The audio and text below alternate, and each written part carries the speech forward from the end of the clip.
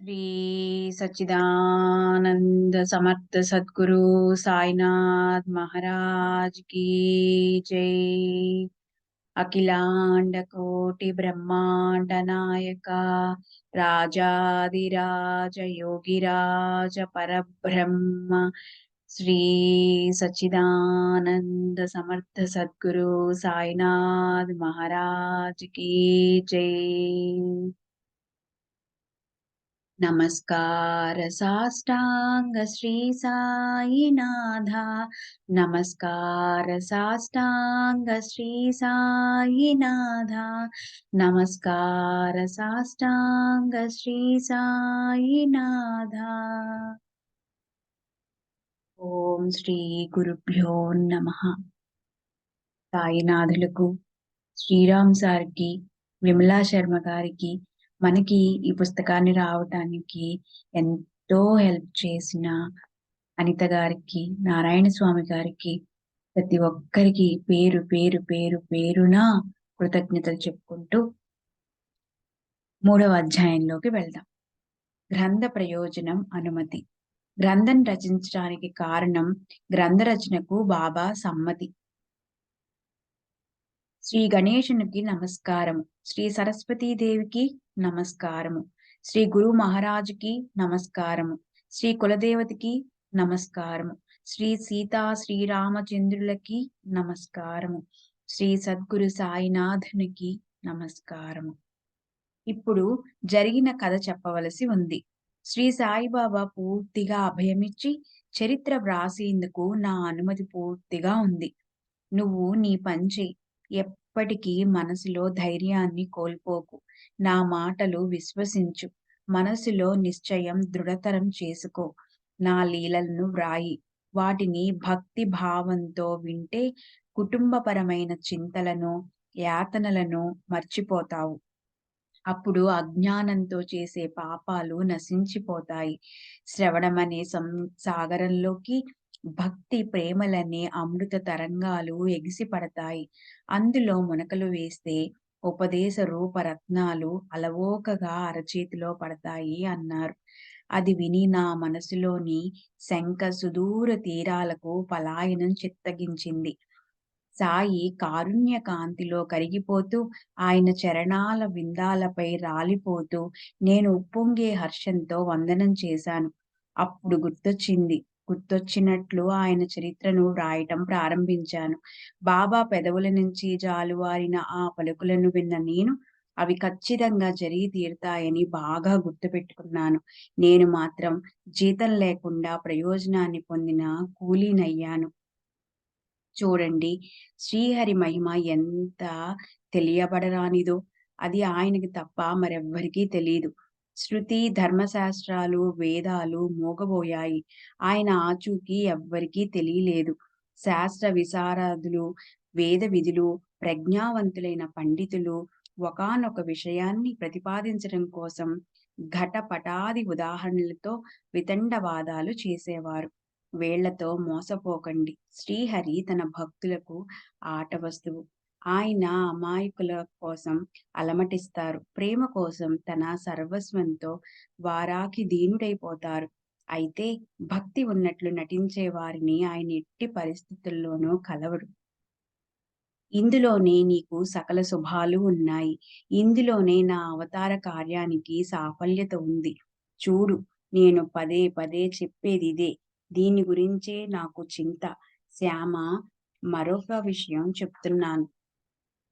ప్రేమతో నా నామాన్ని ఉచ్చరించే వారి కోరికలన్నీ నేను నెరవేరుస్తాను. ప్రేమతో నా నామాన్ని ఉచ్చరించే వారి కోరికలన్నీ నేను నెరవేరుస్తాను. వాళ్ళల్లో భక్తిని పెంచుతాను. నా చరిత్రను లేదా నా మహిమను ప్రీతితో గానం చేసే వారి వెనక ముందు అన్ని వైపులా నేను నిలిచి ఉంటాను. నా కోసం జీవ ప్రాణాలను లెక్క పెట్టకుండా నాలో లీనమైన వారికి కథ విన్నప్పుడు ఆనందం కలగటం సహజం. అయితే నా కీర్తన చేసే ఇతరులకు కూడా నేను సంపూర్ణంగా ఆనందాన్ని కలగజేస్తాను. వారికి శాశ్వత సుఖ సంతృప్తులనిస్తాను. ఇది నా వాగ్దానం. విశ్వసించు.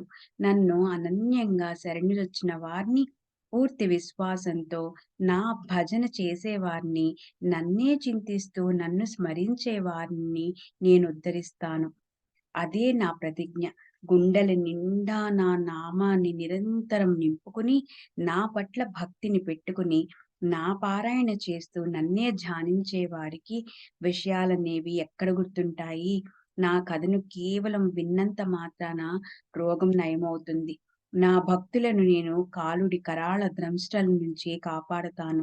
నా కథలను శ్రద్ధగా విని పూర్తిగా మననం చేయాలి. మననం చేసిన దాన్ని నిధిధ్యాసన చేయాలి. అప్పుడు తృప్తి కలుగుతుంది. అహం, సోహం భావన కరిగిపోతుంది. శ్రోతల మనస్సు ఏకోన్ముఖమవుతుంది. పరిపూర్ణ శ్రద్ధ వల్ల ఉన్మనీ స్థితి అంటే పరమేశ్వర చింతనలో లీనత కలుగుతుంది. చిత్తం చైతన్యంతో నిండిపోతుంది. సాయి సాయి అనే నా నామస్మరణ కలియుగానుసారం ఉత్పన్నమయ్యే దుష్ట వాసనలన్నిటినీ దగ్ధం చేస్తుంది. ఒక్కసారి చేసే సాష్టాంగ నమస్కారంతో మాట్లాడటం వల్ల లేదా వినికిడి వల్ల కలిగిన పాపాలు నశించిపోతాయి. గ్రంథ రచన అనేది సాధారణమైన పనేమీ కాదు. అయినప్పటికీ బాబా ఆజ్ఞను నేను నమ్రతతో అంగీకరించాను. బాబా లాంటి ఔదార్యవంతుడైన తాత ఉండగా నేను హైన్యంగా, దైన్యంగా ఎందుకుండాలి? కొందరి చేత ఆయన దేవాలయాలు నిర్మింపచేయించారు. కొందరిని హరికథా సంకీర్తనల్లో లీనం చేయించారు. కొందరిని తీర్థయాత్రకు పంపారు. నన్ను రచనలో కూర్చోబెట్టారు. అందరికన్నా అల్పజీవిని నేను. అయితే ఆ కరుణామృత సాగరులు అత్యంత దయాళులు సాయి నా పట్ల ఎందుకిలా ప్రసన్నులైనారో నాకు తెలీదు. గురుకృప ఎంత ఆశ్చర్యకరమైనదంటే అది రవ్వంత తడి లేని చోట కూడా ఎండి మ్రోడైన వృక్షాలకు సైతం పూలను ప్రసాదిస్తుంది. ఏమాత్రం ప్రయత్నం లేకుండా వాటిని ఫలాలతో నింపేస్తుంది. కొందరు మఠాలను నిర్మిస్తారు. కొందరు దేవాలయాలు లేదా స్నానఘట్టాలను కట్టిస్తారు. నేను చరిత్ర రచనని సరళ మార్గంలో అలంపిస్తాను. కొందరు శ్మశాన పూర్వకంగా పూజ చేస్తారు. కొందరు సుతారంగా చేత్తో సంవాహన చేస్తారు. అయితే నాకు గుణ సంకీర్తన చెయ్యాలని ముచ్చటగా ఉంది. కృతయుగంలో పరమేశ్వర ధ్యానంతోనూ, త్రేతాయుగంలో యజ్ఞం చేస్తూనూ, ద్వాపరయుగంలో పూజతోనూ ప్రాప్తి చెందేదంతా కలియుగంలో గురుభజనతోనూ, భగవంతుని నామ ఘోషతోనూ ప్రాప్తిస్తుంది. నేనసలు ఏ యోగ్యత లేనివాణ్ణి. నా దగ్గర పూర్తిగా చింకిగుడ్డలా ఉన్నాయి. సరైన వస్త్రం ఒక్కటి కూడా లేదు. నా వద్ద అనేక విషయాల పరిజ్ఞానముంది కానీ, అందులో ఒక్కదాని గురించైనా పరిపూర్ణ జ్ఞానం లేదు. మరలాంటి పెద్ద కఠిన కార్యాన్ని నేనెలా స్వీకరించాలి? ఏ ప్రయత్నం చేయకుండా హాయిగా కూర్చుందామంటే ఆజ్ఞలు ఉల్లంఘించిన పాపం పట్టుకుంటుంది. లేక అజ్ఞాన పాలన చేద్దామంటే దాన్నించి గట్టెక్కటమెలాగా మనకి? అన్న భయం పట్టుకుంది. సాయి సమర్థుల యథార్థ స్థితిని యథాతథంగా వర్ణించటం ఎవరి తరం? భక్తుల కోసం కృపతో ఆయనే స్వయంగా చెప్పిస్తారు. వాణి చేరుకోలేని చోటికి పోవాలని నేనెందుకు ఆశ పెట్టుకోవాలి అని ఎవరైనా అనటానికి అవకాశం లేదు. నేను చేత్తో కలం పట్టుకోగానే బాబా నా అహమ్మత్వాన్ని అణిచివేసి తమ కథను తామే వ్రాసుకుంటున్నారు. కనుక ఈ గొప్పతనం వారిదే. ఇది మహాత్ముల చరిత్ర రచన. మహాత్ములు తప్ప మరొకరు దాన్ని వ్రాయలేరు. తర్కానికందని బాబా గుణాలను అవగాహన చేసుకోవటం అంటే ఆకాశమనే అప్సరాంగనను ఆలింగనం చేసుకోవటంలాగా ఉంటుంది. ఆయన మహత్యం అత్యంత కఠినం. ఆయన్ని వర్ణించగల సామర్థ్యం నా బుద్ధికి లేదు. ఆయనే తమకు చెందిన ఈ కార్యాన్ని తమ భుజస్కంధాలపై వేసుకుని ఇచ్చిన మాట నిలబెట్టుకోవాలి. అదే బావుంటుంది కదూ! బాబా, నేను జన్మతః బ్రాహ్మణుణ్ణి. అయినప్పటికీ వేద పురాణాలనే 2 కళ్ళు లేనివాణ్ణి. నాకీ జన్మలో ఈ దోషం ఉన్నప్పటికీ తమ వల్లే నాకు శోభ వచ్చింది. శృతి, స్మృతి అనేవి 2 బ్రాహ్మణులకి 2 కళ్ళు. వాటిలో ఒకటి లేనివాడు మెల్లకంటివాడు. రెండూ లేనివాడు అంధుడు. నేనలాంటి హీనుణ్ణి, దీనుణ్ణి. అయితే నా అంధత్వానికి ఊతకర్రలాగా మీరుంటే నన్నెవరు బాధించగలరు? నేను కర్రను దాటిస్తూ, దాటిస్తూ సూటిగా మీ వెనక నడుస్తాను. ఇప్పుడిక ఏం చెయ్యాలో పామరుడినైన నాకు తెలియటం లేదు. నాకు మీరే బుద్ధిని ప్రసాదించండి. తమ కార్యాన్ని చివరిదాకా తీసుకెళ్ళండి. ఎవరి వల్ల మూగవాడు వదరబోతు అవుతాడో, కుంటివాడు మేరు పర్వతాన్ని లంఘిస్తాడో, అలా మాటలకందని శక్తి ఎవరికుందో వారి యుక్తి వారికే తెలుస్తుంది. నేను మీ కేవల పాదదాసుణ్ణి. నన్ను నిరాశపరచకండి. ఈ దేహంలో శ్వాస ఆడుతున్నంత వరకు మీ కార్యాన్ని సాధించనీయండి. శ్రోతలారా, ఇప్పుడు మీకీ గ్రంథం రచించడానికి కారణం తెలిసిందనుకుంటున్నాను. శ్రీ సాయియే భక్తుల శ్రేయస్సు కొరకు వ్రాసేవారు, వ్రాయించేవారును. వేణువుకి, హార్మోనియానికి స్వరాలను పలికించే విషయంలో చింత ఉండదు. ఆ కష్టం వాయించేవాడిది. మనం ఊరికే ఎందుకు కష్టపడాలి?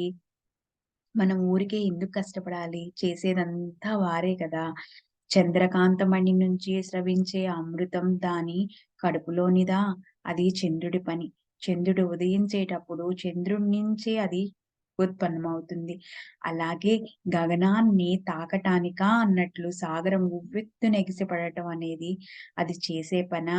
ఆ పని సముద్రానిది కాదు. అది కూడా చంద్రోదయం మీదే ఆధారపడి ఉంటుంది.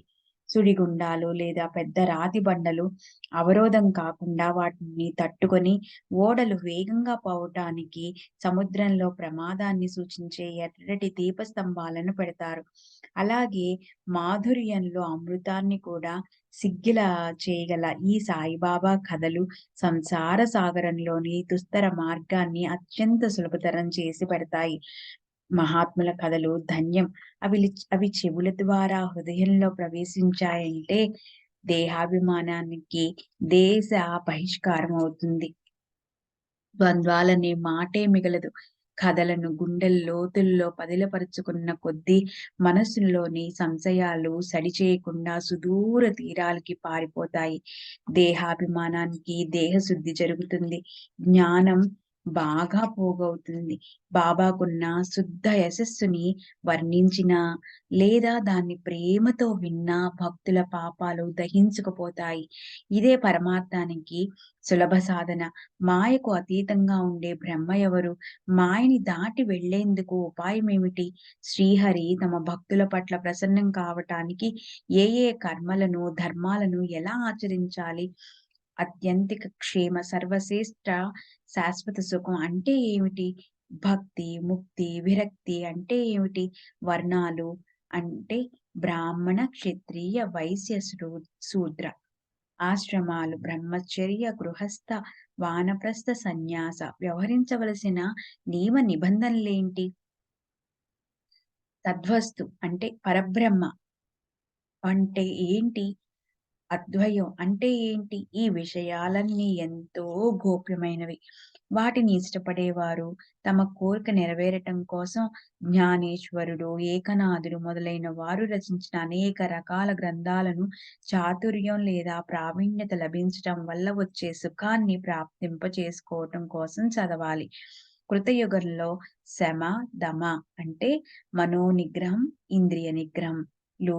త్రేతాయుగంలో యజనం అంటే యజ్ఞయాగాలు, ద్వాపర యుగంలో పూజలు, కలియుగంలో నామ కథా సంకీర్తన. ఇవి పరమార్థాన్ని సాధింపచేయగల సులభ సాధనాలు. బ్రాహ్మణులు మొదలైన 4 వర్ణాల వారికి గురుకథను వినటమే సాధన. వారు స్త్రీలు కానీ, శూద్రులు కానీ, లేదా నీచ జాతులకి చెందిన చండాలురు కానీ, సర్వులకి ఇదొక్కటే సాధన.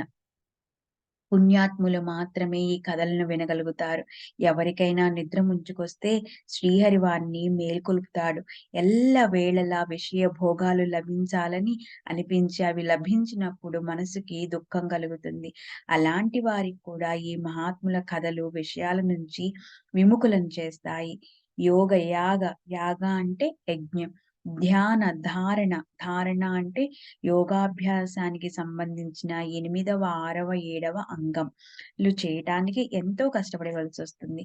అయితే ఈ కథలు వినటానికి ఒక్క అవధానం తప్ప మరే విధమైన కష్టము పడనక్కర్లేదు. అలాంటి ఈ సాయినాథుని పరమ పవిత్ర కథలను సజ్జనులు, ప్రేమిక శ్రోతలు వినాలి. అప్పుడు వారి ప్రబలమైన పంచమహాపాతకాలు అంటే బ్రాహ్మణ హత్య, మద్యపానం, దొంగతనం, గురుపత్నీ గమనం, ఈ పాపాలు చేసే వారితో సంబంధం పెట్టుకోవటం దగ్ధమై సంపూర్ణంగా నశించిపోతాయి.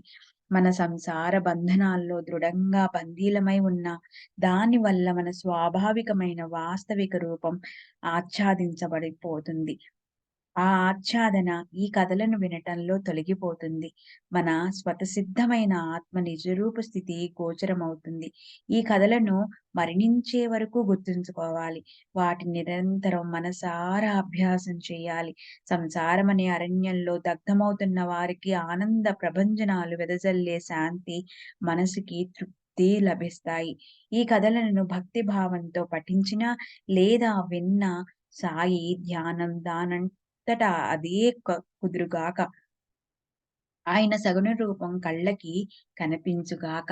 హృదయంలో నిశ్చయం ముద్రించబడుగాక. దీనివల్ల ఆ తరువాత సద్గురు భక్తి కలుగుగాక.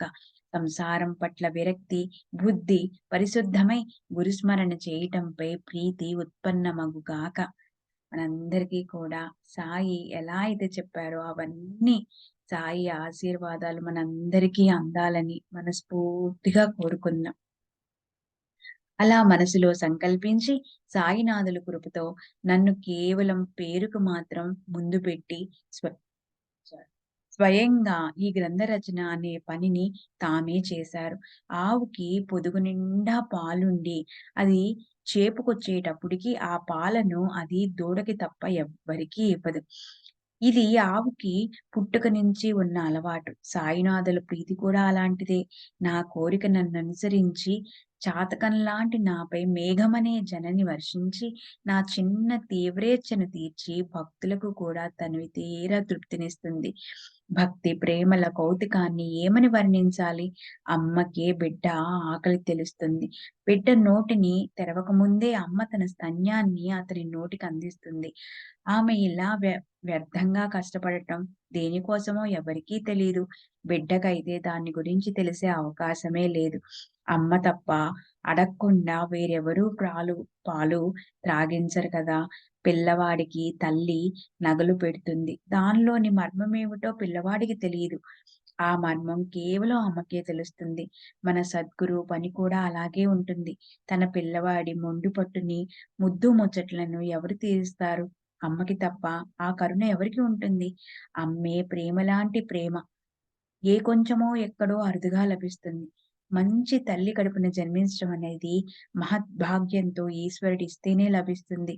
ఆమె దుర్భర దుఃఖాన్ని సహించి పసివాడికి జన్మనిస్తుంది. అది పిల్లవాడి భావనకి ఎన్నటికీ అందదు. ఈ విషయంలో బాబా ఇంకా ఏవో కొన్ని మాటలు చెప్పారు. వాటినిప్పుడు వినిపిస్తాను. సజ్జన శ్రోతలారా మీరు శ్రద్ధగా వినండి. 1916వ సంవత్సరంలో ప్రభుత్వోద్యోగం నుంచి నేను పదవీ విరమణ చేశాను. నా యోగ్యతననుసరించి నాకు పెన్షన్ నిర్ణయించారు. షిరిడీకి వెళ్ళవలసిన సమయం వచ్చింది. ఆ రోజు గురు పౌర్ణమి. భక్తులు గురుపూజ కోసం అక్కడికి వచ్చి ఉన్నారు. ఆ సందర్భంలో అన్నా చించినీకర్ తనకు తానే బాబాకి ఏమని విన్నవించాడో, నా గురించి ఏమని సిఫారసు చేశారో వినండి. అన్నాకి నా గురించి ఉన్న గొప్ప చింతన వల్ల బాబానిలా అభ్యర్థించడం మొదలుపెట్టాడు. బాబా, ఇతని కుటుంబం పెరుగుతోంది. ఇతని మీద మీరు కృప చూడండి. ఇతనికి మరో ఉద్యోగం ఇవ్వండి. ఈ పెన్షన్ ఇతనికి ఎలా సరిపోతుంది? ఇతన్ని ఇతనికి చింతలన్నీ పోయేలాగా మీరు ఏదో ఒకటి చేయండి. దానికి బాబా సమాధానం ఇలా ఇచ్చారు. ఇతనికి ఉద్యోగం దొరుకుతుందిలే. ఇతనిప్పుడు నా సేవ చేయాలి. అప్పుడు సంసారంలో సుఖం లభిస్తుంది. అతని పళ్ళెం నిరంతరం నిండే ఉంటుంది. చనిపోయే వరకు అది ఏమాత్రమూ ఖాళీగా ఉండదు. భావభక్తితో నన్ను ఆశ్రయిస్తే శాశ్వతంగా అతని సంకటాలు దూరమవుతాయి. ఎలా ప్రవర్తించినా తప్పు లేదనే వాళ్ళు మూర్ఖులు. ధర్మశాస్త్రబద్ధంగా వ్యవహరించని వారిని మొదలే వదిలివేయాలి. వారు ఎదురుపడితే పక్కకు తొలగాలి. వారు మహా భయంకరులని తెలుసుకోవాలి. అవసరమైతే కొంచెం బాధను కూడా అనుభవించాలి. అయితే వాళ్ళ నీడ కూడా మన మీద పడకూడదు. ధర్మాచరణ, సత్ప్రవర్తన లేనివారు చరిత్రహీనులు. ఏ విషయాన్ని సరిగ్గా అభ్యాసించకనే నిశ్చయం చేసేవారు, విధిని పాటించని వారు, అనుకూల ప్రతికూలాలను గురించి విచారించని వారు, వీరు తమ శ్రేయస్సుని ఎలా సాధించుకోగలరు? విశేషించి ఏదో రుణానుబంధం లేకుండా ఎవ్వరూ మన దగ్గరకు రారు. కనుక కుక్కలు, పందులు లేదా దోమలనైనా సరే దేన్నీ తరిమివేయకూడదు. ఇక ముందు ఇతను నాకు భక్తి భావంతో సేవ చేస్తే దేవాది దేవుడికి కరుణ కలుగుతుంది. ఇతనికి ఏ లోటు కలగని విధంగా ధనం ప్రాప్తిస్తుంది అని చెప్పారు బాబా. నేను నేనీ పూజ ఎలా చెయ్యాలి? నేనెవరు అనే దాన్ని ఖచ్చితంగా ఎలా తెలుసుకోవాలి? సాయి దేహం నశించిపోయేదే. మరి పూజించటానికి ఎంతో యోగ్యమైన బ్రహ్మ నశించిపోనిది అని నువ్వనొచ్చు. శ్రీకృష్ణ భగవానుడు అర్జునుడికి గీతలో ఇలా చెప్పారు. 8 రకాల ప్రకృతుల రూపంలో. 1 పృథ్వీ, నీరు, తేజస్సు, వాయువు, ఆకాశం, మనస్సు, బుద్ధి, అహంకారం. నేను అంతటా నిండి ఉన్నాను. ఈ చరాచర సృష్టిలో నామరూపాలతో ఉండే వాటన్నిటి చేత నేనే ఈ 8 రకాల ప్రకృతులతో నటింపచేస్తూ ఉన్నాను. ఇది నే చేసే చమత్కారమే. ఓం ప్రణవం నన్ను దర్శింపచేస్తుంది. దాన్ని దర్శింపచేసేవాణ్ణి నేనొక్కడినే. విశ్వానికి బాహ్య స్వరూపంగా అనేక వస్తువులున్నాయి. అయితే వాటన్నింటిలోనూ నేనొక్కడినే నిండి ఉన్నాను. నేను కాక మరో వస్తువు లేని చోట ఇచ్ఛ అనేది ఎలా ఉంటుంది? నేను అంతటా, ప్రతి చోట, ప్రతి దిక్కులోనూ నిండి ఉన్నాను. అన్ని ప్రదేశాల్లోనూ నేను పూర్ణంగా ఉన్నాను అన్న ఈ భావన వల్ల నేను, నాది అన్న భావం అదృశ్యమైపోతుంది. అలాంటి వారికి కోరుకోవాల్సిందంటూ ఏముంటుంది? వారు సర్వత్రా సంపూర్ణంగా ఉంటారు. వారి బుద్ధిలో ఇచ్ఛ అనేది ఉదయించదు. వారికి ఆత్మతో సంబంధం ఉండదు. సాయి మహారాజు మూర్తీభవించిన తమ ఆత్మే అన్న భావన ఉన్న చోట కామనకి స్ఫూర్తి ఎక్కడుంటుంది? కామనలు అనేక రకాలుగా ఉంటాయి. సూర్యకిరణాలతో తప్పించి కరిగిపోయే మంచులా నేనెవరు అనే దానికర్థాన్ని తెలుసుకోవటంతోనే కామనలు కరిగిపోతాయి. మనస్సు, బుద్ధి మొదలైన ఇంద్రియాలతో సహా నేను స్థూల దేహాన్ని, విరాట్ పురుషుణ్ణి కాదు. అలాగే నేను సూక్ష్మ హిరణ్య గర్భను కాదు. నేను అనాదిని, సనాతనుణ్ణి, సాక్షీభూతుణ్ణి. ఈ ప్రకారంగా గుణాలకి, ఇంద్రియాలకి అతీతుడినైన నాకు విషయాల పట్ల ఆసక్తి లేదు. ఈ జగత్తులో నేను లేని ఖాళీ స్థలమంటూ లేదు. చేసేవాణ్ణి, చేయించేవాణ్ణి నేను కాదు. మనస్సు, బుద్ధి, ఇచ్ఛాది ఇంద్రియాల సమూహమంతా జడమే. వాటికి ఎక్కడ జ్ఞానం ఉంటుందో అక్కడే విరక్తి ప్రకటితమవుతుంది. జ్ఞానం పైన ఉన్న ఆవరణను దూరం చేస్తూ ఉంటుంది. అది గుర్తుంచుకో. ఎక్కడ మన ఆత్మస్వరూపం గుర్తు కూడా మిగిలి ఉండదో అక్కడే మాయ ప్రాదుర్భావం ఉత్పన్నమవుతుంది. నేను చైతన్య స్వరూపంగా నిండి ఉన్నానన్న సంగతి గుర్తుపెట్టుకోబడి ఉన్న చోట శుద్ధ పరిపూర్ణ ఆనందం ఉత్పన్నమవుతుంది. అలాంటి నా వైపుకి వృత్తిని తిప్పాలి. అదే నా సేవ. అదే నా భక్తి. నేను చైతన్యయుక్త ఆనంద స్వరూపిణి అన్న ప్రత్యక్ష అనుభవం కలిగి ప్రాప్తించే శుద్ధ అవస్థనే జ్ఞానమంటారు. ఆయమాత్మ బ్రహ్మ. ఈ ఆత్మ బ్రహ్మయే అయి ఉంది. ప్రజ్ఞానమానంద బ్రహ్మ. జ్ఞానం, ఆనందం అంటే బ్రహ్మే అంటారు. ఈ జగత్తులో వాస్తవికము, సత్యము అనేది లేదు. కనుక దాని విషయంలో భ్రమ కలుగుతుంది. వాస్తవికమైన బ్రహ్మ నేనే. నిత్య, శుద్ధ, బుద్ధ, ముగ్ధ, సత్యమైన నేను సాక్షాత్తు వాసుదేవుణ్ణి.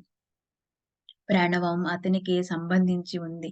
అలాంటి నాకు శ్రద్ధతో భక్తిపూర్వకంగా చేసే పూజ స్వతహాగా శుభప్రదమైనది. అలాంటి నన్ను తెలుసుకొని నా యథార్థ పూజను చేయాలి. అనన్యంగా శరణు వచ్చి నాలో ఐక్యరూపంగా అయిపోవాలి. నది సాగరాన్ని శరణు వెళ్ళిన తరువాత తిరిగి వెనక్కి వస్తుందా? కడలిని కౌగిలించుకున్న తర్వాత దాని నది అన్న గుణం దానికి మిగిలి ఉంటుందా? నూనెలో తడిపిన ఒత్తి దీపపు జ్వాలను కలిసిన తర్వాత అది స్వయంగా దీప తేజస్సుగా అయిపోతుంది. మహాత్ముల చరణాలను శరణన్నప్పుడు మన స్థితి అలాగే అవుతుంది. చైతన్యంతో నిండిపోయిన అల్లా మాలిక్ అనేది తప్ప చిత్తానికి మరో చింతన ఉండని వారికి, శాంతి, నిరపేక్షత, సమదర్శనం అనేవి ఉండేవారికి నేను అనేది ఎందుకుంటుంది? నిర్మ నిర్మమత్వం, దేని పట్ల మోహం లేదా ఆసక్తి లేకపోవటాన్ని నిర్మమత్వం అంటారు.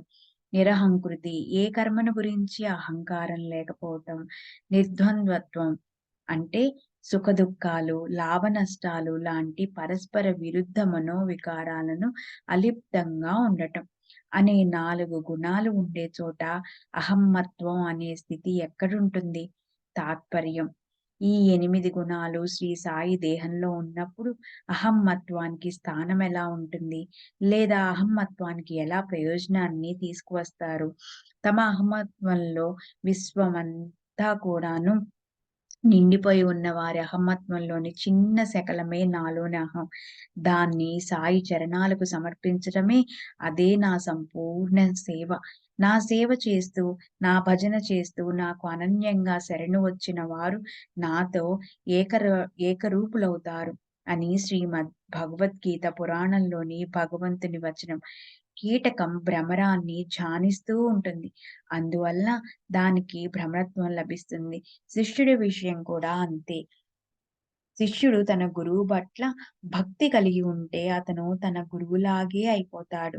లాగే అనే శబ్దంతో ఏ వేరు అనే భావం మనసులో వస్తుందో దాన్ని కూడా గురువు ఒక్క క్షణం పాటైనా సహించలేడు. గురువుకి శిష్యుడు తప్ప గురుత్వం లేదు. శిష్యత్వం గురుత్వం నుంచి వేరు కాదు. సరే. తమను పూజించమని ఆజ్ఞాపించారు సాయి. ఆ సాయి ఎవరు అన్నదాన్ని వ్యాఖ్యానించాను. దాన్ని దృఢపరచగల ఒక్క విషయం గుర్తొచ్చింది.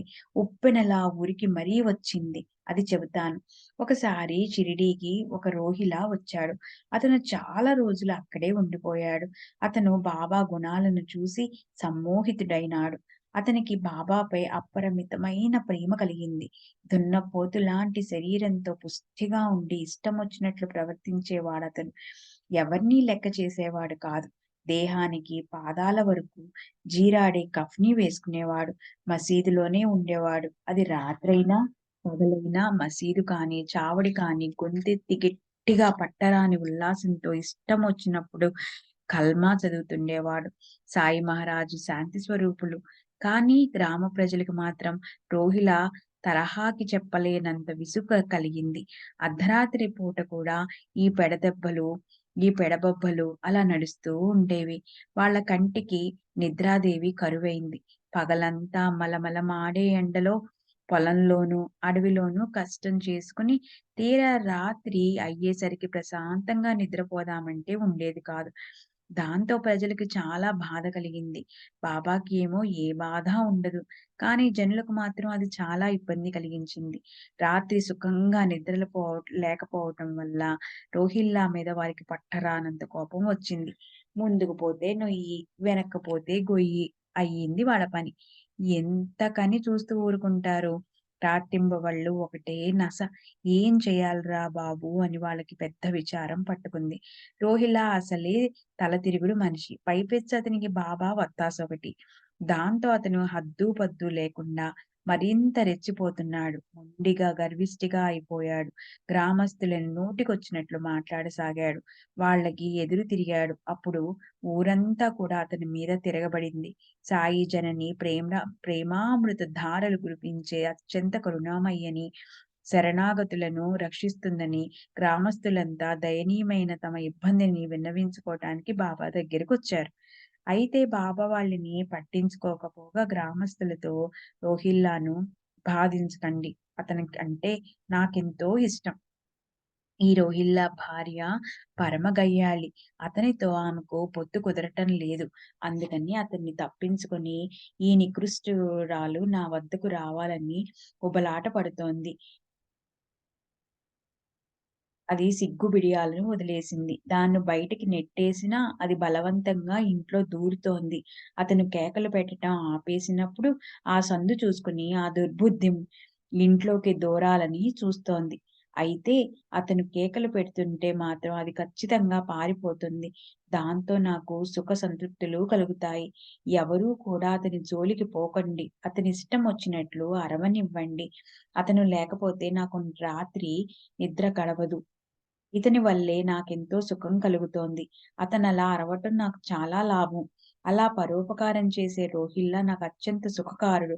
అతన్నలా హాయిగా అరుచుకోనియండి. అది నాకు శుభప్రదం. లేకపోతే ఆ దుష్టురాలు రోహిల్లా భార్య నన్ను కష్టపెడుతుంది.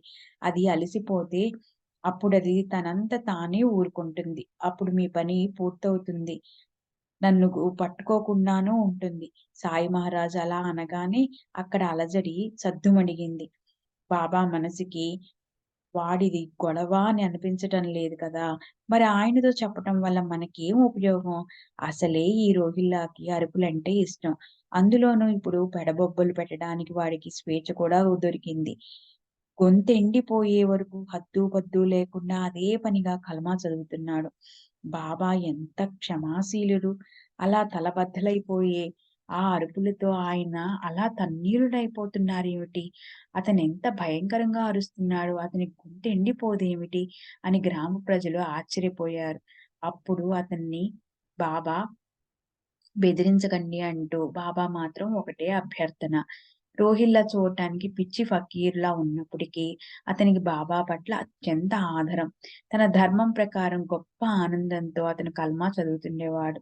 తమ వాక్కు చిన్నదా, పెద్దదా అన్న ఆలోచన భక్తుల మనస్సుల్లో ఉండదు. వారు తమకు కలిగిన స్ఫూర్తి ప్రకారం ఇష్టం వచ్చినట్లు హరినామాన్ని గర్జిస్తారు. రోహిల్లా తన స్వాభావికమైన కర్కశంగా ఉండే బొంగురు గొంతుకతో అల్లాహో అక్బర్ అనే నామాన్ని గర్జించేవాడు. నిరంతరం ఆనందం పొంగులు వారి మనస్సుతో కల్మా చదువుతుండేవాడు. హరినామం అంటే విసుక్కునే వారి అపవిత్రతకి బాబా భయపడేవారు. ఆయన భజనంటే ఇష్టపడే వారిని ఊరికే ఎందుకు తరిమివేస్తారు అనేవారు. నా భక్తులు భజన చేసే చోట నేను నిద్రైనా పోకుండా ఉండిపోతాను అన్న భగవంతుని మాటను బాబా అనుభవపూర్వకంగా చూపించారు. ఎండు రొట్టెనో, చద్దన్నానో అడుక్కు తినటమో, అదీ లేకపోతే పస్తుండటమో చేసే రోహిల్లాకి భార్య ఎక్కడా? ఆమె బాబా వద్దకు పోవటమేమిటి? రోహిల్లా బికారి. ఒక పైసా విలువ చేయదు. అతనికి పెళ్ళేమిటి? భార్యేమిటి? బాబా పసితనం నుంచి బ్రహ్మచారి. ఈ కథంతా కాల్పనికమే. రోహిల్లా గొంతు చించుకున్నా సరే, ఆ ఆ కల్మా విని బాబాకి సంతోషం కలుగుతుండేది. దాన్నాయన రాత్రింబవళ్ళు వినేవారు. నిద్రంతా దాని ముందది విషప్రాయం. కల్మా అనే ప్రబోధాత్మక వాణి ఎక్కడా? గ్రామస్తుల వ్యర్థమైన చాడీలెక్కడా? వారిని సరైన మార్గంలో పెట్టడానికే బాబా ఈ నాటకమాడారు. ఈ తీరుగా నామస్మరణని ఇష్టపడే రోహిల్లా సాంగత్యం తమకిష్టం అన్న తమ అభిప్రాయాన్ని అందరికీ అనుభవపూర్వకంగా చూపించారు బాబా. దృశ్యము, ద్రష్ట, దర్శనము ఈ 3 గాఢ చైతన్యంతో నిండి ఉంటాయని తెలుసుకున్నవారు బ్రహ్మం బ్రాహ్మణులైనా, ముస్లింలైనా వారిద్దరూ ఆయనకు ఒకటే అనిపించేది. ఒకరోజు మధ్యాహ్నం మసీదులో హారతి అయిపోయి భక్తులు తమ తమ ఇళ్లకు పోవటానికి బయలుదేరారు. అప్పుడు బాబా పెదవుల నుంచి జాలువారిన మధుర ఉక్తులు వినండి. మీరెక్కడైనా ఉండండి, ఏమైనా చేయండి. కానీ ఇది మాత్రం ఎప్పుడూ గుర్తుపెట్టుకోండి. మీరు చేసే పని జరిగినట్లు సవిస్తరంగా నాకు తెలిసిపోతూనే ఉంటుంది. అలా నా గురించిన అనుభవాన్ని మీకు కలగచేసే నేను అందరికీ ఎంతో దగ్గరగా అందరి హృదయాల్లోనూ నివసించేవాణ్ణి. అందరి దగ్గరికి వెళ్ళగలిగేవాణ్ణి. అందరికీ యజమానిని. సకల చరాచర ప్రపంచానికి లోపల బయట నేను వ్యాపించి ఉన్నాను. ఇదంతా ఈశ్వర సంకల్పం. దాన్ని నడిపించేవాణ్ణి నేనే. సకల చరాచర సృష్టిని ఉత్పన్నం చేసేవాణ్ణి నేనే. 3 గుణాల్లో అంటే సత్వ, రజస్, తమో గుణాల్లో ఒకే రకంగా ఉండే అవస్థను కూడా నేనే. ఇంద్రియాలనన్నిటినీ నడిపించేవాణ్ణి నేనే. కర్త, భర్త, సంహర్త నేనే. నా పట్ల శ్రద్ధ గలవారికి ఏ సంకటాలు ఉండవు. నన్ను విస్మరించిన వారిపై మాయ కొరడా ఝుళిస్తుంది. అంటే బాధిస్తుంది అని అర్థం. శ్రీకృష్ణ భగవానులు గీతలో అర్జునుడికి కూడా ఇదే చెప్పారు. ఈశ్వర సర్వభూతానాం హృద్దేశేర్జున తిష్టతి. భ్రామయం సర్వభూతాని యంత్రారూఢాని మాయయా. శ్లోకం 61 అధ్యాయం 18. అక్కడ ఈ శ్లోకం ఉందన్నమాట. అర్జున, ఈశ్వరుడు అన్ని జీవుల అంటే ప్రాణుల హృదయంలో నివసిస్తాడు. ఆయన తన మాయతో జీవులను కీలుబొమ్మల్లాగా ఆడిస్తూ ఉంటాడు. తమేవ శరణం గచ్చ సర్వభావేన భారత తత్ప్రసాద పరం శాంతిస్థానం ప్రాప్యసి శాశ్వతం. 62వ శ్లోకం 18వ అధ్యాయం. ఓ భారత, అన్ని రకాలుగా ప్రేమతో ఆయన్నే శరణను. ఆయన కృపతో సర్వోత్తమ శాంతి, శాశ్వతమైన మోక్ష పదవి నీకు లభిస్తాయి. అలాగే భూతిం సబాహ్యాభ్యం తరీభరూని ఉరలో చరాచరీం. దీనికోసం పురుష సూక్తంలో మొదటి మంత్రం చూడండి. సభూమిం విశ్వతో వృద్ధ్యాత్వా తిష్టత్ దశాంగులం. ఆ పురుషుడు ఈ జగత్తంతా పూర్ణత్వంతో వ్యాపించి కూడా ఇంకా 10 అంగుళాల ప్రమాణంలో మిగిలి ఉన్నాడు. కనిపించేదంతా నా స్వరూపమే. చిన్న చిన్న క్రిములు, చీమలు, దరిద్రులు, రాజులు, అపారమైన స్థావర జంగమ విశ్వమంతా సాయియే. ఆయనే స్వాయి స్వరూపమే. ఎంత గొప్ప సూచన! మహాత్ములు, ఈశ్వరుడు వేరు కాదు. విశ్వంలోని చరాచరాన్ని నిష్పక్షపాతంగా ఉద్ధరించడానికి వారు అవతరిస్తారు. గురు పాదాల్లో లీనమవ్వాలనుకునే వారికి గును గురు గుణగానం గురు గుణగానం చేయాలి, లేదా గురు కథలను కీర్తించాలి, లేదా భక్తితో వాటిని శ్రవణం చేయాలి. ఈ ప్రకారంగా సాధకులు శ్రవణంలో లీనమైతే వినేవాడు, వినే విషయము వీటిలోని అన్యత్వం కరిగిపోతుంది. శుద్ధ చైతన్యం ప్రకటమై సాధకులు మనసుల పరమేశ్వరులో నిమగ్నమైపోతాయి. సంసార బంధనాల్లో మునిగిపోయిన అప్రయత్నంగా మహాత్ముల కథలు కేవలం చెవిన పడినంత మాత్రాన్నే అవి సహజంగా శుభాన్ని కలగజేస్తాయి. మరి వాటిని పెల్లుబికే భక్తి భావంతో వింటే ఎంత శ్రేయస్సు కలుగుతుందో శ్రోతలు తమ హితం కోసం మనసులో ఆలోచించుకోవాలి. శ్రవణంతో గురు చరణాల్లో ప్రేమ కలిగి క్రమక్రమంగా గొప్ప సుఖప్రాప్తి కలుగుతుంది. ఇంకా వేరే ఏ నియమ నిమిష్టలు పెట్టుకోనవసరం లేకుండానే గొప్ప హితం కలుగుతుంది. మనసులో ఇలా నిశ్చయం చేసుకుంటే అప్పుడు ఆ కమనీయ కథా సుందరి కౌగిలి పట్ల గాఢ ప్రేమ కలుగుతుంది. విషయ బంధనాలు సహజంగానే విడివడి పరమానందం ప్రకటితమవుతుంది. మధురమకే మాధుర్యాన్ని సంతరించబెట్టగల బాబా చెప్పిన ఆ మాటలు విని ఇక నుంచి నేను నరసేవను మాని గురుసేవను చేస్తుండాలని మనస్సులో నిశ్చయించుకున్నాను. కానీ మనస్సులో అన్నా చించుని వినంతికి సమాధానమిచ్చేటప్పుడు బాబా అతనికి ఉద్యోగం దొరుకుతుంది అన్న మాటలు అనుభవంలోకి వస్తాయా అని ఏదో గునుపు. బాబా మాటలు పోవటం అనేది ఎప్పటికీ జరగదు. ఒకవేళ నరసేవతో సంబంధం ఏర్పడినా అది పోయేదే. అయితే గొప్ప శ్రేయస్సు కలిగేదెప్పుడో అది మాత్రం తెలవటం లేదు. అన్న తనంత తాను అడిగిన మాట నిజమే. అయితే నాలోనూ ఆ కోరిక లేకపోలేదు. అది అనిచ్చో లేదా మోహాన రాసిపెట్టి ఉన్నది అనుభవించటానికి ఇచ్చో కాదు. నా మనస్సులో ఉన్నదేమిటంటే ఉద్యోగం దొరకాలి, కుటుంబ నిర్వహణ సులభతరం కావాలి. సాయిబాబా మాత్రం వేలితో బెల్లం చూపించి మందు త్రాగించారు. బెల్లం మీది ఆశతో నేను మందు త్రాగాను.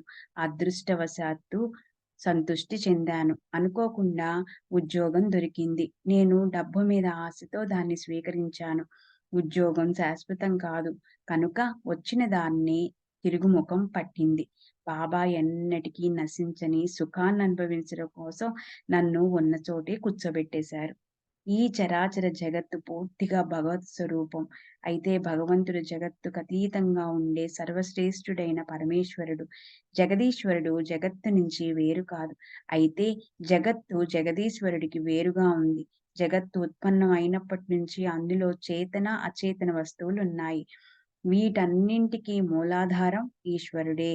ఈశ్వరుడి పూజా స్థానాలు 8 రకాలుగా ఉన్నాయి.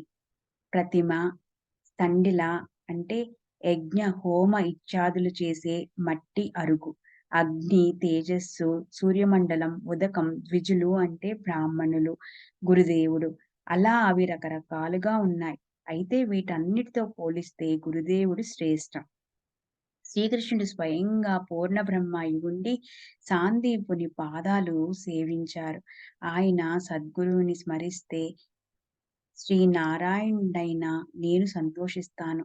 నా గురించి కన్నా నా గురించి కన్నా సద్గురువుకు చేసే స్తుతి నాకు మరింత ఎక్కువ ఇష్టం అని అన్నారు. సద్గురు మహత్యం శ్రేష్టమైనది. అవగాహనకు అందనంత కఠినమైనది. గురుభజన అంటే ఇష్టముండని వారు నిజంగా అభాగ్యులు. వాళ్ళు జనన మరణాలనే రాకపోకలను అనుభవిస్తూ తమ హితాన్ని మట్టిపాలు చేసుకుంటారు. మళ్ళీ జననం, మళ్ళీ మరణం అనే నిరంతర పరిభ్రమణ మన వెనక పడుతుంది. కనుక కథాశ్రవణం చేసి మనలను మనం ఉద్ధరించుకుందాం. మహాత్ముల నోటి నుంచి జాలువారే మాటలు అవిద్య అనే ముడిని విప్పేసి సంకటాలను సుదూర తీరాలకు తరిమివేస్తాయి. కనుక వాటిని మనస్సు నిండా నింపుకోవాలి. కాలం ఎలా ఉంటుందో, ఆయనతో ఎలా కలుపుతుందో ఎవ్వరికీ తెలీదు. ఇదంతా అల్లామియా ఆట. ప్రేమిక భక్తులు ప్రేక్షకులవ్వాలి. బుద్ధి బలం తీవ్రంగా లేకపోయినప్పటికీ సాయి లాంటి సమర్థ గురువు నాకు లభించారు. ఈ బలం దైవందే అనుకోవాలి. అది కూడా ఆయన ఆటే. గంధ ప్రయోజనం గురించి చెప్పాను. బాబా నాకు ఇచ్చిన ప్రోత్సాహాన్ని గురించి చెప్పాను. ఆ అనుసంధానంతో బాబా నుంచి ఆయన బ్రహ్మత్వము అంటే నేను బ్రహ్మను ఆయన్ని పూజించే పద్ధతి విషయంలో మార్గదర్శనము అయింది. ఇప్పుడు శ్రోతలు తర్వాతి అధ్యాయాన్ని వినాలి. అందులో సమర్థ సాయినాథులు షిరిడీలో ఎలా అవతరించారన్న విషయం వర్ణించబడింది. అమాయకులు, భావికులు, చిన్న పెద్ద భక్తులంతా ఒక్క క్షణం పాటు జీవనాన్ని నిర్వీర్యం చేసే ప్రాపంచిక కష్టాలన్నీ, చింతలన్నీ పక్కన పెట్టి విశిష్టమైన సాయిబాబా చరిత్రను వినండి. సాయిబాబా స్వతహాగా నిర్వికారి అయినప్పటికీ ఆయన అనేక వేషాలు ధరించిన అవతార పురుషులైనందువల్ల తమ మాయ యొక్క పనిని సజావుగా నడిపించడానికి సాధారణ వ్యక్తిలాగా వ్యవహరిస్తారు. ఎవరి పవిత్ర చరణ కమలాలను సమర్థ స్థాయి అన్న చిన్న మంత్రంతో ధ్యానించాలో, ఎవరు భక్తులను సంసారం నుంచి ముక్తి కలిగించడానికి సూత్రాలను కడు కదుపుతారో వారి కథ పవిత్రమైనది. సారాంశం: ఈ సాయి సచ్చరిత్ర పరమ పావనమైనది. దాన్ని పఠించే వారి నోరు పవిత్రమవుతుంది. విన్నవారి చెవులు పావనమవుతాయి. అంతఃకరణ కూడా పునీతమవుతుంది. ఈ కథను ప్రేమతో శ్రవణం చేస్తే భవ దుఃఖాలు హరించిపోతాయి. అపార కృపామృత రసధారలను అలవోకగా వర్షించే సాయి ప్రసన్నులైతే సంపూర్ణ శుద్ధ జ్ఞానం ప్రకటితమవుతుంది. లయం అంటే కథ వింటుండగా నిద్రమత్తు రావటం. విక్షేపం కథలో మనస్సు లీనం కాకపోవటం. కషాయం కథ వింటున్నప్పుడు 3 గుణాలు క్షోభించి కలిసిపోయి కళ్ళ ముందు ఈశ్వరుడి సగుణ లేదా నిర్గుణ స్వరూపం కనిపించకుండా నల్లటి పచ్చటి రంగులు కనిపించటం. రసాస్వాదం కథలోని స్త్రీల హావభావాలు, నేత్ర కటాక్షాలు, శృంగార వర్ణనలు వినటం మీదే శ్రద్ధ ఉండటం. ఇవి కథాశ్రవణకి నష్టం కలిగిస్తాయి. ఈ అవాంతరాలను దూరం చేసుకోవాలి. అప్పుడు శ్రవణం సుఖదాయకమవుతుంది. ఉద్యాపనలతో కూడిన వ్యర్థమైన వ్రత వైకల్యాలు మనకక్కర్లేదు. శరీరాన్ని శుష్కింపచేసే ఉపవాస తపవాసనలు అవసరం లేదు. లేదా తీర్థయాత్రలు, తిరుగుళ్ళనే తిప్పలు వద్దు. కేవలం ఈ చరిత్రను చెవురారా వింటే చాలు. గుండెల నిండా నిజమైన ప్రేమ ఉండాలి. భక్తిలోని మర్మాన్ని తెలుసుకోవాలి. అప్పుడు పరమశ్రేష్ఠుని కలిగించే పరమార్థం పందెం కట్టి పరుగున మన దగ్గరికి వచ్చేస్తుంది. అశుభకారకము, బాధాకరమైన అవిద్య అజాపజా లేకుండా పారిపోతుంది. ఇతర సాధనల శ్రమ లేదు. ఈ ఈ సాయి సచ్చరిత్రను వినండి. సంచిత ఆగాములను రాబోయే జన్మలో అనుభవించవలసిన సుఖ-దుఃఖ రూప ఫలకారణమైన ప్రస్తుత జన్మలోని మంచి, చెడు కృత్యాలు కొంచెం కూడా మిగిల్చుకోవద్దు. లోభి ఏ పనిలో ఉన్నా తని చిత్తానికి దాచిపెట్టిన ధనమే రాత్రింబవళ్ళు కనిపించినట్లు మన మనసుల్లో సాయి సాక్షాత్కరించాలి. సర్వులకి శుభమస్తు. ఈ ప్రకారంగా మహాత్ములు, సజ్జనులు ప్రేరణ కలిగించిన భక్త హేమాడ్పంతు రచించిన శ్రీ సాయి సమర్థుల సత్య చరిత్రలోని గ్రంథ ప్రయోజనం అనుజ్ఞాపనమనే పేరుగల 3వ అధ్యాయం ముగిసింది. శ్రీ సద్గురు సాయినాథార్పణమస్తు. శుభం భవతు. ఇంకా కొంచెం ఉంది. 3వ అధ్యాయానికి పరిపూర్ణ వివరణ.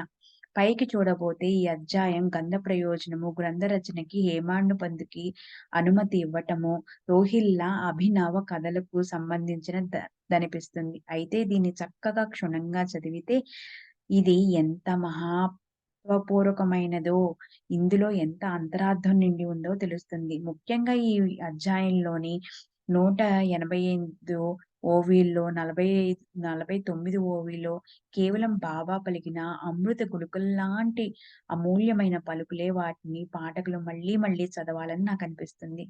మొదటి 11 ఓవిల్లో బాబా మనకు తమ పట్ల ఉండవలసిన భక్తిని, కథాశ్రవణంలోని శ్రేష్టతను వర్ణిస్తూ చెప్పారు.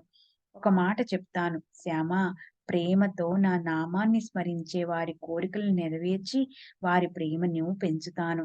నా చరిత్రను, నా మహత్తుని ప్రేమతో గానం చేసే వారి వెనక, ముందు అన్ని వైపులా నేను నిలబడి ఉంటాను. కాలుడి కరాళ దంష్ట్రుల నుంచి నా భక్తులను బయటకు లాగేస్తాను. నా కథలను కేవలం వినటంతో వ్యాధులు వెంటనే నశిస్తాయి. కథలను సాధారణంగా చక్కగా శ్రవణం చేసి, ఆ పైన పూర్తిగా మననం చేసి, అటు తరువాత నిధిధ్యాసలను చేస్తే సంతృప్తి మన సందిట చేరుతుంది. ఇవి ముఖ్యమైన విషయాలను మళ్ళీ మళ్ళీ ప్రస్తావించారు విమలా శర్మ గారు. కథలను సాధారణంగా శ్రవణం చేసి, ఆ పైన పూర్తిగా మననం చేసి, అటు తర్వాత నిధిధ్యాసలను చేస్తే సంతృప్తి మన సందిట చేరుతుంది. తర్వాత 32వ ఓవిలో మొదట ధర్మాచరణ అంటే నీతితో వ్యవహరించటంలోని విశేషం చెప్పి, తర్వాత తాము స్వయంగా సర్వవ్యాపకుణ్ణి, అనాది సద్గుణుణ్ణి, ఓంకారానికి ప్రతీక అయిన అవ్యక్త బ్రహ్మనే అని చెప్పి, బాబా తమ పూజలో ఎలా చేయాలో కూడా తెలియచేశారు. అందులోని కొన్ని మాటలను చూద్దాం. స్థావర జంగమాత్మక చరాచర జగత్తులో అనేక రకాల నామరూపాలతో నేనే 8 రకాల ప్రకృతిగా నటిస్తున్నాను. ఇదే నా చమత్కారమే. ఓంకారం అనే ప్రణవం నా వాచకమే. దాని వ్యాచ్యము కూడా నేనే. విశ్వంలోని అనేక రకాలైన ఆకార వస్తు విషయాల్లో కూడా నేనే నిండి ఉన్నాను. నేనే మనస్సు, బుద్ధి మొదలైన ఇంద్రియాలతో ఉన్న స్థూల దేహ విరాట్ని కాదు. అగోచరమైన హిరణ్యగర్భుణ్ణి కాదు. నేను అనాది సిద్ధుణ్ణి, సనాతనుణ్ణి, సాక్షి భూతుణ్ణి. నేను చైతన్య స్వరూపుడిగా నిండి ఉన్నానన్న దాని మనసులో పదిలపరుచుకుంటే అప్పుడు శుద్ధమో పూర్ణమైన ఆనందం కలుగుతుంది. అలాంటి నా వైపు వృత్తిని తిప్పితే అదే నా సేవ, అదే నా భక్తి అవుతుంది. తానే చిదానంద చైతన్యయుక్తుణ్ణి నన్న అనుభవాన్ని తీసుకుని ప్రాప్తించే శుద్ధ అవస్థనే జ్ఞానం అంటారు. అలా నేనెవరో తెలుసుకుని నా యథార్థ పూజను చెయ్యి. అప్పుడు అనన్యంగా నన్ను శరణటం అంటే నాతో సమరసతను పొందుతావు. కీటకం భ్రమరాన్ని ధ్యానించి తానే భ్రమరమే అయిపోతుంది. గురుభజన చేసే శిష్యుడు కూడా తన గురువుతో సమానంగా అయిపోతాడు. ఆ పైన తృప్తి కలుగగానే కాబోలు. అధ్యాయం చివరి బాబా ఇంకా ఇలా అంటారు. ఎక్కడైనా ఉండండి, ఏమైనా చేయండి. ఎప్పుడూ ఒకటి మాత్రం గుర్తుంచుకోండి. మీరు చేసే పనుల సమాచారం నాకు నిరంతరం తెలుస్తూనే ఉంటుంది. గుర్తుంచుకోండి. ఇలా దర్శనమిచ్చే నేను, సర్వుల అంతరంగంలో ఉండే నేను అందరి హృదయాల్లో నివసిస్తాను. అందరికీ యజమాని నేనే. ప్రాణుల లోపల, బయట ఈ చరాచరమంతా నేనే నిండి ఉన్నాను. ఇది పరమేశ్వర సంకల్పం. దీనికి సూత్రధారిని నేనే.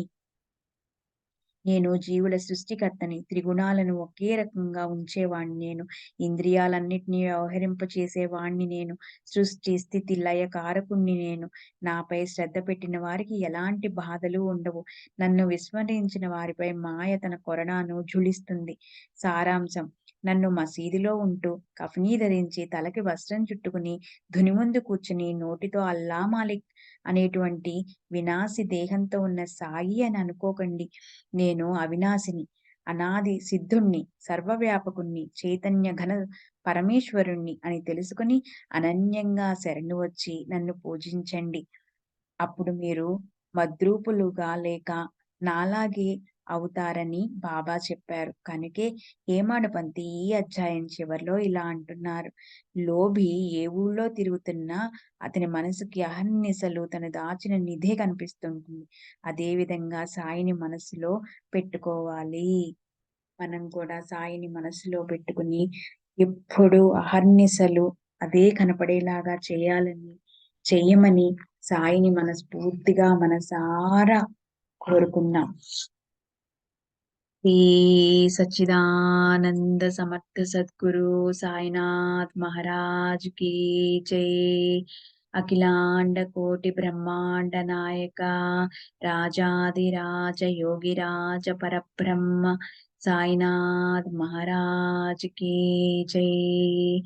నమస్కార సాష్టాంగ శ్రీ సాయినాథ, నమస్కార సాష్టాంగ శ్రీ సాయినాథ, నమస్కార సాష్టాంగ శ్రీ సాయినాథ.